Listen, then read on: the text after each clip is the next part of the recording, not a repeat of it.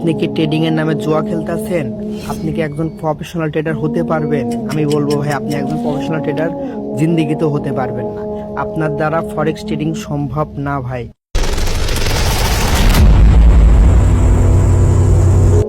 আপনি কি ভাবছেন ফরেক্স ট্রেডিং একটি আলাদিনের চেরাগ?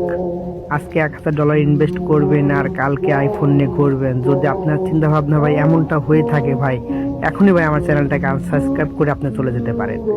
কারণটা হলো ভাই, ফরেক্স ট্রেডিং আপনাকে বড়লোক করার আগে ভাই আপনাকে দেউলিয়া করে দিতে পারে। কারণটা হলো ভাই, ফরেক্স ট্রেডিং এমন একটা জিনিস ভাই আপনাকে শেষ করে দিতে পারে। আপনাকে ট্রেডিং যদি আপনি না শিখে আসেন, 95% মানুষ ভাই এখানেই লস করে, কারণ তারা ট্রেডিং শিখতে নয়, জুয়া খেলতে আসে।